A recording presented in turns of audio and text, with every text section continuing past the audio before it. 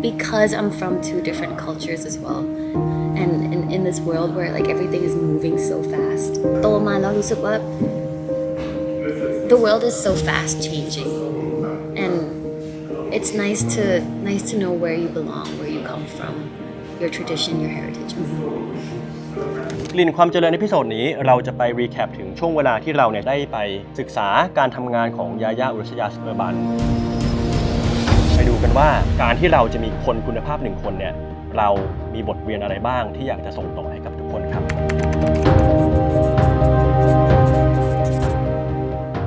พี่แอมไปเที่ยวนอร์เวย์กับยาย่า3 วันมาเป็นไงบ้างคะอยู่กับยาย่ามาเราไปที่นอร์เวย์มาซึ่งข้อแรกนะคือได้มีโอกาสไปที่นอร์เวย์กับยาย่ามา3 วันขอสรุปเป็นแค่3 ข้อสั้นๆแล้วกันเพราะว่าความจริงเนี่ยมีประสบการณ์ที่ดีๆเต็มไปหมดเลยไม่ใช่แค่กับยาย่าแต่ว่ากับทีมของยาย่าแล้วก็ทีมคนที่พาเราไปแล้วก็ทีมนักข่าวที่เดินทางไปด้วยกันสิ่งที่ได้เรียนรู้จากยาย่า3 ข้อแรกคือเราเนี่ยเพิ่งเรียนรู้ว่าแฟนคลับแล้วก็ทีมงานของยาย่าเนี่ยจะเรียกยาย่าว่าพี่ย่าซึ่งประเด็นคือเราเนี่ยก็รู้สึกว่าพอได้ไปใช้ชีวิตอยู่กับเขาเนี่ยก็อยากจะเรียกเขาว่าพี่เหมือนกัน First of all I'm not an entertainment journalist reporter I haven't like interview many celebrity let alone like spending like 3 days with her or him as a human being I want to tell you that it's so amazing to see how you've been in the last 3 days cause like you not too much trouble No, it's not at all. You also, the first time I hear your team, your like people around you call you Pia, and then I actually understand what it means. Because like you are so mature, you have to be like you have to be present. Oh my god, that's the first time anyone has ever said you're so mature. Thank you. You are so mature. Okay. I actually like tell P New that like you are like หัวหน้าห้อง because you have to deal with. ใช่ค่ะมี feel นั้น I'm a little bit like that like let's go let's do this let's do that everybody let's go Everyone listen yeah oh my god feel crew yeah but there was I was very impressed thank you I had a very good time it was a very good trip like trips where we actually have to get educated and we have to learn things. Sometimes it can be more tedious than this, but I think it was so fun. And I think the number one thing that made it this impressive is that everybody was so passionate in everything that they did. In every farm that we went to, every personnel who was a part of it, they were very passionate about their jobs. They had so much knowledge that when us with like hardly any knowledge about it going in and learning about it it wasn't a hardship at all พี่ย่าเนี่ยมีความเป็นผู้ใหญ่สูงมากคือ maturity เขาสูงมากตลอดเวลาอย่างเช่นอย่างในภาพตอนนี้ตอนที่มีการเดินขึ้นเขากันเนี่ยเขาจะเป็นผู้นำตลอดเลยอย่างในรายการเอพิโซดต่างๆที่ถ้าเกิดย้อนกลับไปดูนะจะเห็นว่าพี่ย่าเนี่ยจะเป็นคนแบบคอยประสานถามทุกคนว่าไหวไหมคะคือเรียกว่าเขามีความเป็นศูนย์กลางของทีมงานของเขาของคนที่แบบติดตามเดินทางไปกับยาย่า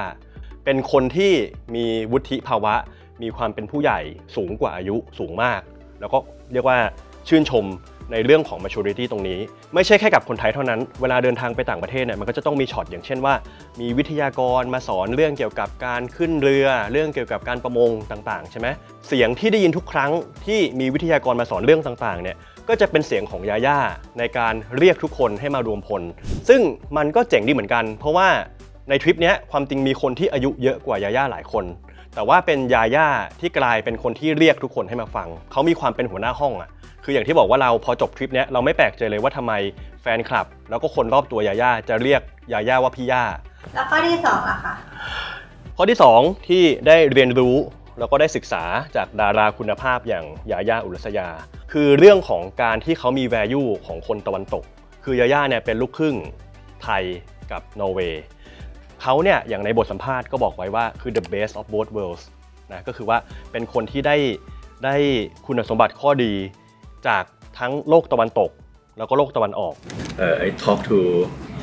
like AB and Magnus and I thought that both Thai and Norwegian share one thing in common is that we are like compromising and we are kind, and I think you get the best out of two worlds. I always say this.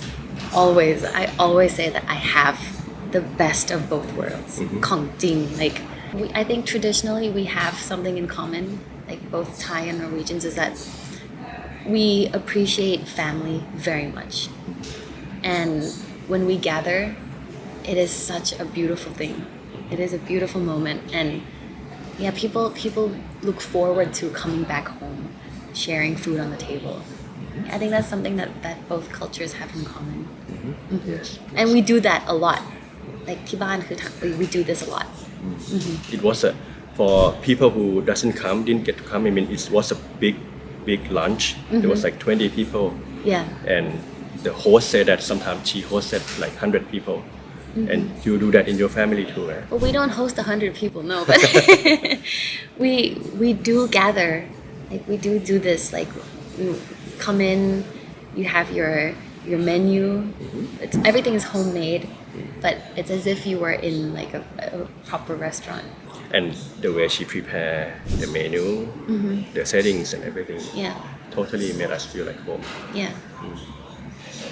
Nice. It's very nice. And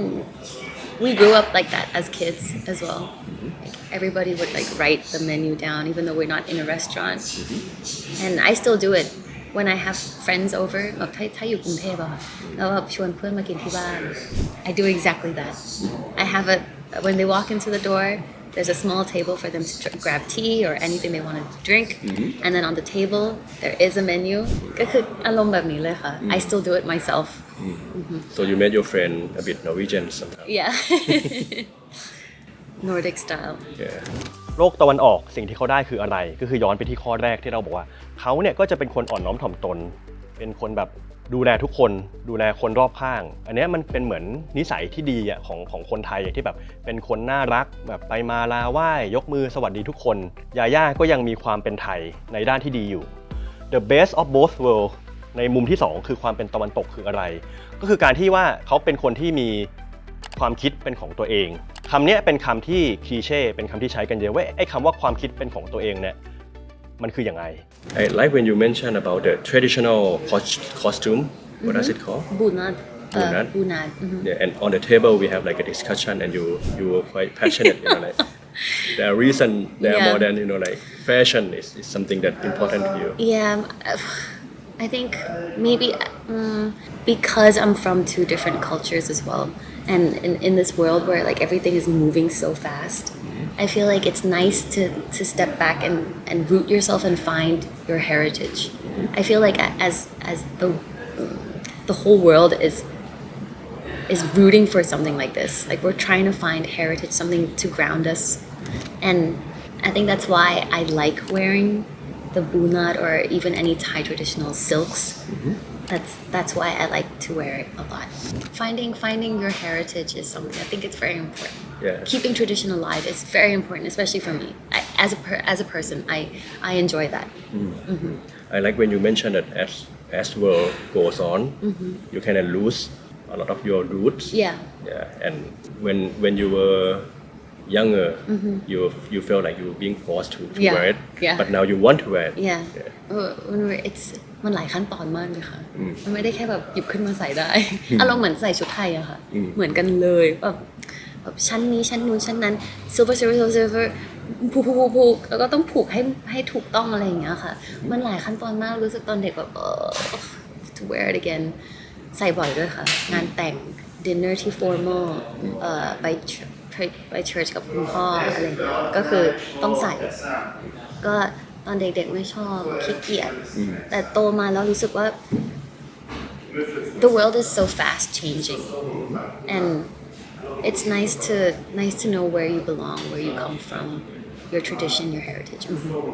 ในตอนสัมภาษณ์เนี่ยเราคุยกันถึงเรื่องของชุดประจำชาติของนอร์เวย์ก็คือชุดบูนาดมีครั้งหนึ่งที่ระหว่างที่เรากำลังสนทนาเรื่องของชุดบูนาดชุดประจำชาติเนี่ยมันมีคำถามไปใน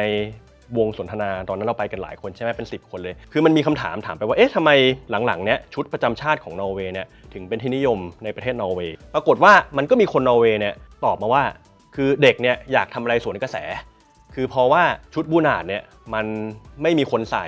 หรือว่าพอมันมีราคาสูงเนี่ยเด็กก็แค่อยากจะทำอะไรแค่สวนกระแสซึ่งยาย่าเนี่ยเขาก็พูดเลยว่าI will have to disagree with you คือเขาก็บอกว่าหนูขอไม่เห็นด้วยกับเรื่องนี้นะคะสาเหตุที่ยาย่าชอบใส่ชุดบูนาดชุดประจำชาติเนี่ยเพราะว่าเขาเนี่ยคิดถึงบรรยากาศเก่าๆตอนที่อยู่ที่บ้านที่นอร์เวย์คิดถึงคุณย่าคิดถึงครอบครัวของเขาโอเคตรงเนี้ยมันอยู่ในบทสัมภาษณ์ที่เราได้ยินไปแล้วใช่ไหมแต่ว่าเบื้องหลังที่เราได้เห็นจากการใช้ชีวิตอยู่กับยาย่าเนี่ยก็คือว่าเขาเนี่ยกล้าแสดงออกแล้วก็แสดงออกในมุมที่มันไม่ได้ดูก้าวร้าวเลยสิ่งเหล่านี้มันเป็นเรื่องสำคัญเพราะว่าคนรุ่นใหม่เนี่ยก็จะมีความคิดเป็นของตัวเองแต่ว่าหลายครั้งเนี่ย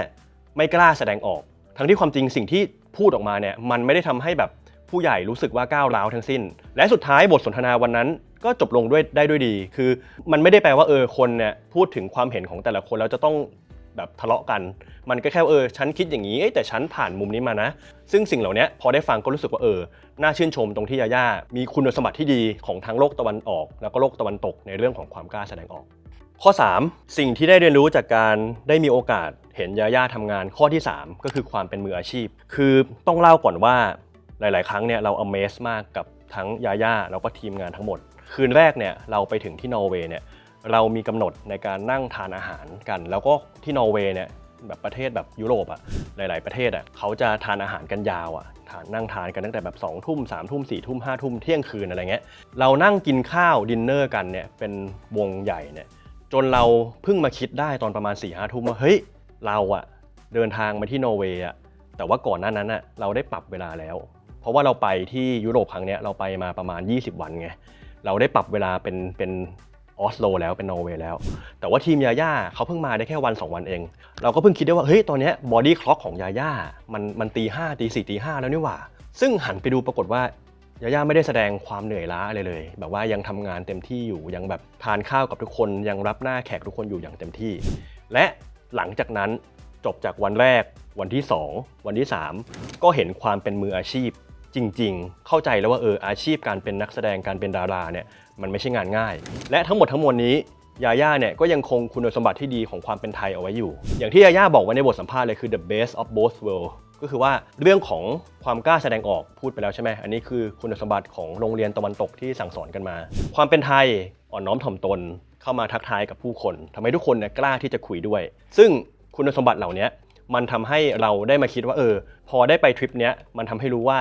ความเป็นไทยมันยังเป็นคุณสมบัติที่ global เขายังต้องการดูมันยังมีสิ่งที่โลกเนี่ย appreciate สิ่งนี้อยู่โดยที่เราเนี่ยอาจจะละเลยแล้วก็หลงลืมไปความเป็นมืออาชีพกับความอ่อนน้อมถ่อมตน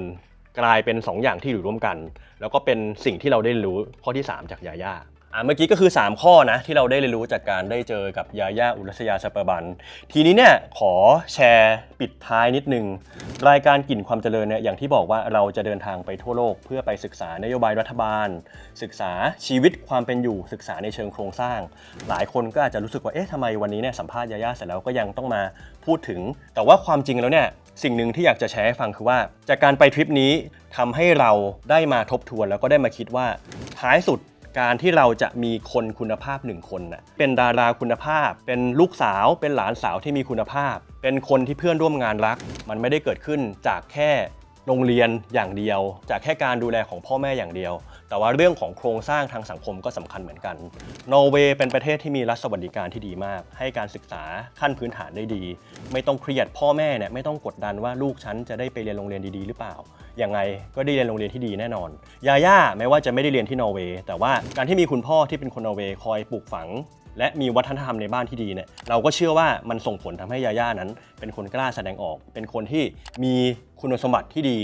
ในฝั่งของโลกตะวันตกในเวลาเดียวกันตอนที่ยาย่าเติบโตขึ้นมาในสังคมไทยก็อยู่ในบรรยากาศครอบครัวที่อบอุ่นทำให้ความอ่อนน้อมถ่อมตนก็มีตามขึ้นมาด้วยสรุปเราแค่อยากจะบอกว่าเวลาเรามองเห็นคนคนหนึ่งสุดท้ายแล้วเราก็ต้องเรียนรู้ด้วยว่าโครงสร้างที่เอื้ออำนวยให้แต่ละคนเติบโตขึ้นมาเนี่ยมันแตกต่างกันยังไง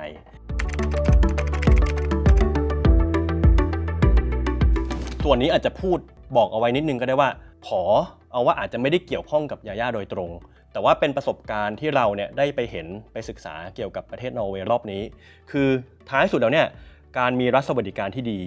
การมีการันตีว่าเฮ้ยถ้าตกงานเนี่ยสุดท้ายคุณก็ยังมีบ้านให้อยู่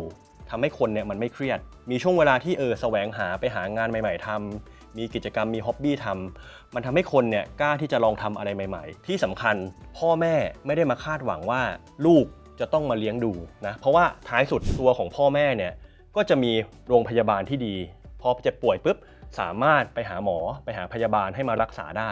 พ่อแม่ไม่เคยมาคาดหวังเลยว่าลูกจะต้องทำอาชีพนั้นอาชีพนี้ลูกสามารถเติบโตเป็นตัวของตัวเองเลือกอาชีพอย่างที่ตัวเองอยากที่จะทำท้ายสุดพอแฟกเตอร์ต่างๆเหล่านี้ที่เป็น external factor เนี่ยมันแข็งแรงเนี่ยก็จะทำให้คนที่เป็นผลผลิตของสังคมเนี่ยเป็นคนที่มีคุณภาพขึ้นมาอย่างชัดเจนท้ายสุดมันก็ต้องเชื่อมโยงกับโครงสร้างที่มันเกิดขึ้นโดยรอบด้วยใดๆก็คือทั้งหมดนี้เราก็แค่เล่าผ่านการที่ได้มีโอกาสที่เราโชคดีได้ไปใช้ชีวิตได้ไปเห็นคนคุณภาพอย่างยาย่าอุรัสยาสเปอร์บันในการทำงาน3 วันเต็มสำนักข่าว Today ข่าวความรู้ดู Today